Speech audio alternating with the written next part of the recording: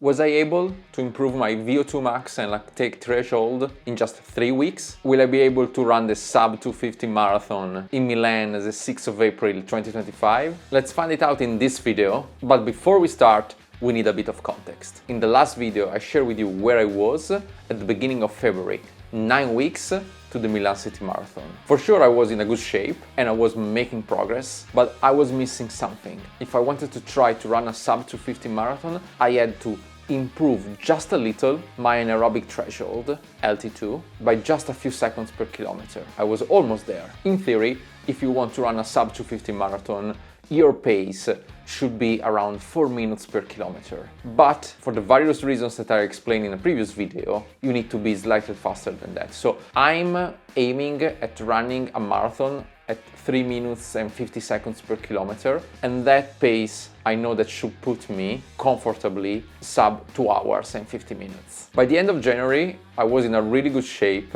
but I had some signals that were telling me that 3:55 pace was just too much to me. Was already in zone 4, and if it is in zone 4, I know for sure that I will not be able to sustain that for an entire marathon. There were two trainings that really spoke about this challenge. The first one was on the 24th of January. I did a progressive run, easy run 5 kilometers, then 4 kilometers at 4:05, 3 kilometers at 3:55 per kilometer, 2 kilometers 3:45, and then 1 kilometer at 3:35. It was well executed, but it was just too hard for me. I did the last 2 kilometers almost to the limit, and you can see that in the laps. Easy run the first 5 kilometers, 135 beats per minute, and then ramped up at 160.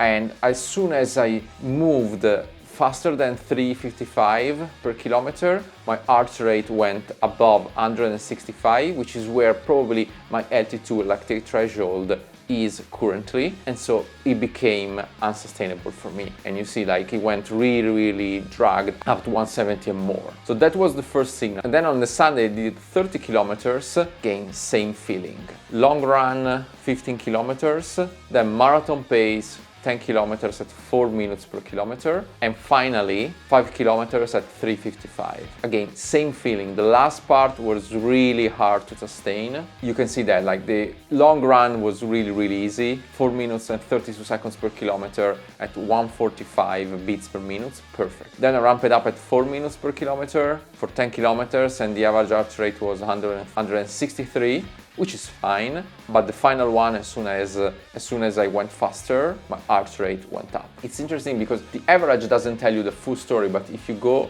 and you split it by kilometers, you clearly see that at the end, here, starting from kilometer 23, when I started accelerating, 166, 168, 170, and 70. So I ended up the training at 170. Again, too much.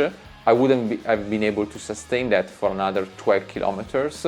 So that was the problem. And with my coach, Andrea Gornati, one of the best coaches around, in my opinion, we put together a 3 weeks plan to address this. And again, you find the video in the description as well as a reference, where I go into full details about how the training was structured. In a nutshell, a lot of zone 4 workouts with virtually no recovery. Stay always high, always in the high-end zone, always, putting your body under stress in order to improve the VO2max and your anaerobic threshold. Did I make it? The answer is yes. And the answer is in the training and is in the data. Let's have a look together, starting from some key trainings in the last 3 weeks. The first one on the 9th of February, really intense workout. 4 times, 4 kilometers at 3:45 pace per kilometer, 1 minute recovery at 4 minutes and 20 seconds, essentially no recovery, like you are in zone 3 in the recovery. Welcome to the grind, I wrote there, and it's true, like, it was a really intense workout for me. And to be honest, even though I've been training for more than 20 years, I still commit mistakes. I'm a human and I'm an amateur, I'm not professional. In this case, I started too fast the first 2 bouts, and then I paid the price later. Easy to see in the distribution. The first 4 kilometers 3:38, quite fast, then 3:39 and 345, already 133 beats per minute, and the last one 350. I didn't have enough. I didn't have enough to do everything. So, I mean, it's a positive train, don't get me wrong, this was positive, but stretched me really to the limit just because I started a bit too fast in the first two bouts. Another zone 4 training on the 12th of February, 4 times 2 kilometers at 350 pace, recovery 2 kilometers easy run. This was very well executed. You can see that in the splits. In the first 2 kilometers 349, then recovery in zone 2 434, 348 and 345 the last one, with a very good recovery at 431, which is essentially not a recovery. So I was super happy about this training because I felt in control all the time. I accelerated the last one, so I had to give more. So I had the feeling that, I was already improving with just a few trainings, specifically for the VO2Max and lactate threshold. Saturday, 15th of February, one of the best trainings of my life. 34 kilometers, felt really strong till the end. Amazing. Easy run 15 kilometers, then 10 kilometers at 405, 7 kilometers at 355, and the final 2 kilometers at 345. In just 15 days, a completely different feeling versus the 30 kilometers long run I showed before, where I was struggling at the end. And you see, the data is there. Have a look. 15 kilometers, 432, 141 beats per minute. Then 10 kilometers, 403, 157, so below 160. That is great. 7 kilometers, 354, 163, and then of course, the last 2 kilometers I did that at 342, so it went up to 168. But I had it to do more, I could have gone more, and that is absolutely a good sign. If you look also at the kilometer split, and let's go at the end, you see I was able to sustain and stay below 160 kilometers essentially till the end. It's just the last few kilometers where I accelerated really beyond 355, 350 and so on, where the heart rate went up.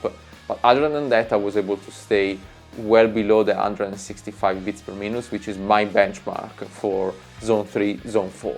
Great signal. I did this on Saturday because, we do plans, but life happens. We decided to go to the Dolomites for 1 week skiing.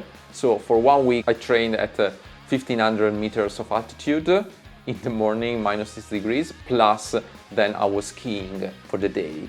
It was a lot on my body, but I was able to manage it, but I had to adapt a bit the schedule in order to accommodate this trip. Nevertheless, 20th of February, another important VO2Max training. 3 times 1 kilometer at 405, 1 kilometer at 355, 1 kilometer at 345, and the recovery, we shouldn't call it recovery, 1 kilometer at 415. Executed well in the morning, -5 degrees, again 1500 meters altitude.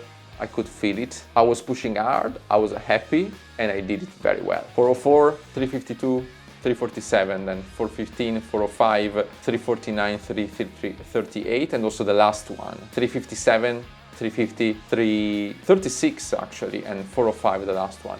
Super happy about this training because, again, altitude, -6 degrees Celsius in the morning with a good week of skiing as well. My body responded very well. The 3 weeks training block was supposed to end with a 21 kilometers tempo run, which I did on Sunday, the 23rd of February. It didn't go well, but there is a specific reason for that. So I traveled back to Zurich on the Saturday, and it was a 6-7 hours drive, and we didn't do any long stop there. So I arrived at home very tired. I slept like 10 hours. I woke up Sunday morning and I was still tired, so I gave it a try. I tried to push it through, but it was too much, that tempo run. I've tried to sustain 405, 4 minutes and 5 seconds per kilometer pace for the entire duration. I couldn't do it. If you look at the split, just after 8 kilometers, I was already at 165, and then it went up, but I was just too tired. But it's fine, it's an external factor. I knew it, I gave it a try, and it didn't work out. So, how did this 3-week go? Well, if you look at the data, if you look at my VO2Max trend, let's take it from Gamri Connect, you clearly see that as soon as I started training, it was around 61.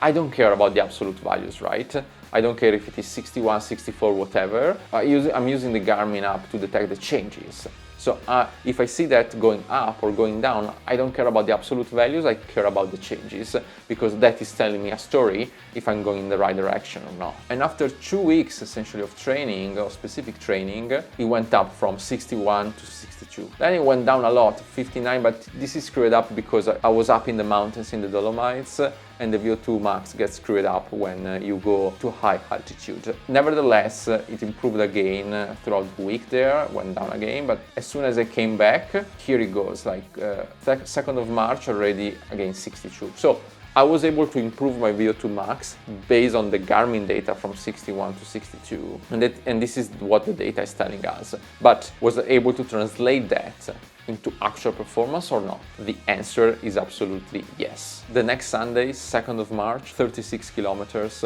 one of the best trainings ever in my 20 plus years of running career. 10 kilometers at 4:13, 10 kilometers at 4 minutes per kilometer, 10 kilometers at 3:55, and 6 kilometers at 3:51 per kilometer. What I'm excited about is the heart rate. If you look at the beats per minute, 146 in the first bout, 158, 164, and 166. I was really able to run at a pace which was around 3 minutes and 55 seconds per kilometer in my zone 3. And I could feel it. I could feel it in the way I was running, I could feel it in the running dynamics, I could feel it in the breath and in the respiration rate. I was in control. And even in the 3:51, I felt absolutely in control, and I could have done more kilometers at that pace. Amazing. I was super happy. And I love, when the work that you put in pays off, and you see that in the data, and you see that in your feelings as well. Everything combined together. Also, looking at the split by kilometers, you can see I was locked in 164, 165 beats per minute till I accelerated, much faster to 3:49, 3:52, and so on. Excellent. So what's next? We're now 5 weeks to the Milan City Marathon, 6th of April 2025, where I will try to beat my personal best and run a sub 250 marathon. It's time for the marathon specific workouts. Less intense workouts during the week, but essentially you go all in on the Sundays with some specific workouts, long workouts and short workouts that should put me in the right spot to give my best on the 6th of April. And I will give you all the details of the new training block in my next video. Let's go!